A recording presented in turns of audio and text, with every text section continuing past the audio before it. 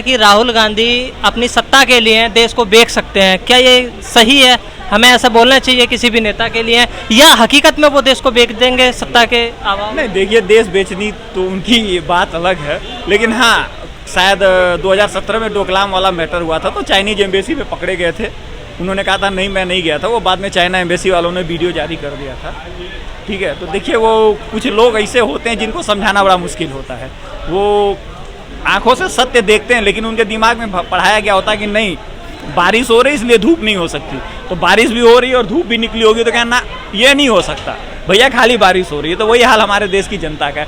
बताया ना आपको कि जिसने संविधान बदला, जिसने इमरजेंसी लगाई, उस पार्टी के लिए लोगों ने संविधान बचाने के लिए वोट दे दिया। तो आप समझ ही सकते हैं हमारे देश की पब्लिक कितनी एक्सपर्ट है। तो देश तोड़ने की बात नहीं। देखिए, भारत में एक बजट आया था 2005 का, 2005-2006 पी चिदम्बरम, उस बजट को कहा गया था भारत का ड्रीम बजट। उसको जनता के हित में, मैं मानता हूँ कि जनता के हित में था, वो एक्सेप्टेड था। बट ये बताइए, उसके पहले जो 6 साल तक अटल बिहारी वाजपेयी ने जो बॉन्ड और ये करके पैसा इकट्ठा किया था, इन्होंने तो 10 साल में उसकी ऐसी तैसी कर दी। 2008-2009 में जो आया है, इस बजट से लोगों को बहुत आपत्ति है। उसके पीछे जो सरकार ने अपनी कंपनियों के, भारत की कंपनियों को ग्रोथ के लिए लोन दिया था, हाई ग्रोथ रेट के लिए, तो अब उनकी कैपेसिटी तो सामान बनाने की 1 लाख की है, बट बिक्री तो 60,000 की है, तो 40,000 कंजप्शन कहाँ से आएगा? तो ना वो लोन वापस करने में सक्षम है, ना प्रोडक्शन बढ़ा के स्टॉक करने में सक्षम है। तो देखिए, किसी काम में प्रोसेस होता है, वो प्रोसेस में टाइम लगता है। तो उसी हिसाब से सरकार अपने हिसाब से काम कर रही है। तो पुराना गड्ढा जो है, जब तक भरा नहीं जाएगा तब तक आप उसको रोड नहीं बना सकते। अब ये दोष लगा देना कि राहुल गांधी ऐसा कर रहे हैं वैसा कर रहे हैं, भैया देखिए, वो राजनीति में है, ठीक है, कुछ भी करेंगे। अब जैसे मोदी जी का मजाक बनाया जाता है कि भैया उन्होंने बोला था 15 लाख रुपए देंगे, बोला था कि नहीं बोला था? हकीकत ये है कि उन्होंने ये बोला था कि अगर जो सरकार ने डाटा दिया था उतना काला धन वापिस आता तो सबके खाते में 15 लाख रुपए आएंगे। लेकिन मीडिया है वो 15 लाख मांग रहे हैं। ये किसी ने नहीं बताया कि पी चिदम्बरम ने कहा था 2013 के बजट में एक हमारा 28 लाख करोड़ का ब्लैक मनी है। कहाँ है, पूछा गया था उनसे कहाँ है, तो उन्होंने कहा था मालूम नहीं, बट खाते में है हमारा 28 लाख करोड़ की ब्लैक मनी है। उस समय इंडिया की इकोनॉमी ही करीब 100 लाख करोड़ की थी, तो उसमें तो उन्होंने 28-30% ब्लैक मनी कर दिया था।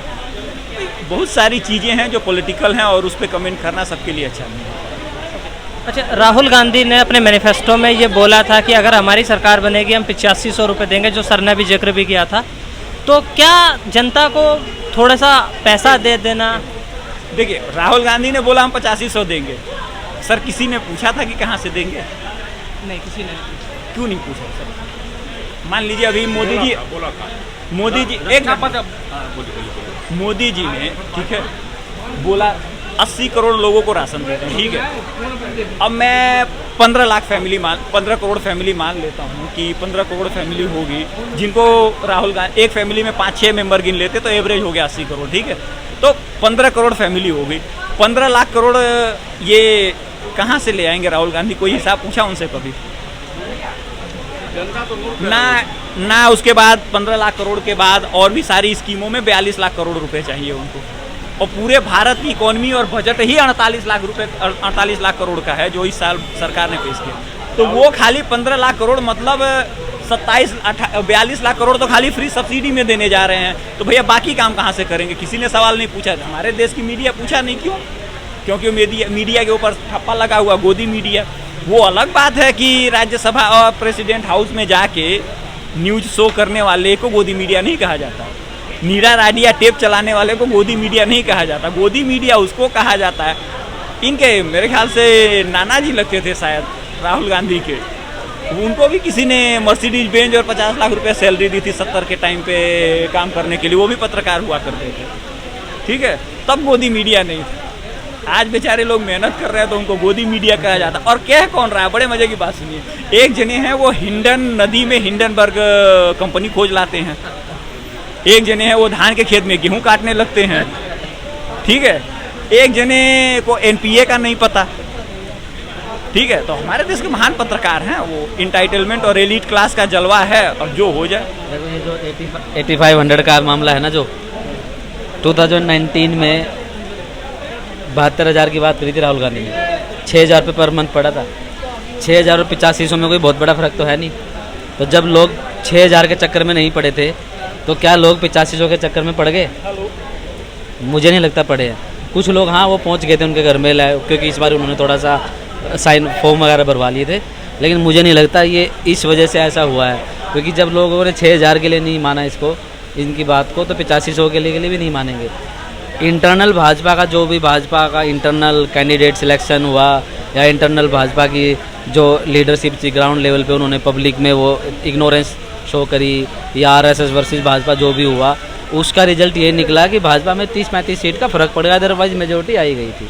तो ये कहना कि 8500 उसने बोल दिया था इसलिए लोग टूट के पड़ गए, मुझे नहीं लगता ऐसा है, क्योंकि राहुल गांधी की 72,000 के अगर लोग नहीं माने थे 2019 में, तो ये 1 लाख रुपये में कोई 30,000 को भी बहुत बड़ा फ़र्क नहीं है। और प्लस में एक और बात है, राहुल गांधी की वजह से ही ये 8500 और 72,000 10,000 1 लाख बोलना पड़ रहा है इनको। अगर ढंग का नेता ये पोजीशन में रख दे तो इस लालच की ज़रूरत ना पड़े, मोदी वर्सेस कोई स्ट्रॉन्ग कैंडिडेट हो जाए तो वो कैंडिडेट वर्सेस कैंडिडेट हो। अब क्या हो रहा है, मोदी वर्सेस 8500, मोदी वर्सेस 1,72,000, ये हो रहा है। ठीक है, ये करना पड़ रहा है क्यों? क्योंकि सामने राहुल गांधी है। तो अगर माँ का लाडले वाला सिस्टम अगर ख़त्म हो पोजीशन का तो टक्कर दे पाएगा, अदरवाइज ये जुमले अभी भी जुमला ही है ये, बेशक वो 99 पे आ गए हो, जो मर्जी आ गए हो। ये भाजपा का इंटरनल प्रॉब्लम थी, प्लस में 10 ईयर्स इनकम्बेंसी भी कोई चीज़ होती है। आफ्टर 10 ईयर्स मनमोहन सिंह को आज भी पब्लिक बोलती है, बहुत लोग बोलते हैं कि सबसे बड़ा अर्थशास्त्री ये, वो कहाँ से कहाँ गए थे, 44 पे सिमट गए थे ना। 10 ईयर की इनकम्बेंसी के बावजूद अगर 240 सबसे मेजोरिटी के नियरेस्ट अगर आई है, तो उसमें मोदी जी का तो कमाल है ही है, सामने राहुल गांधी की प्रेजेंस भी एक मायने रखती है, जो कि 8500 का बोलने के बावजूद भी कोई खास कमाल नहीं दिखा पाई।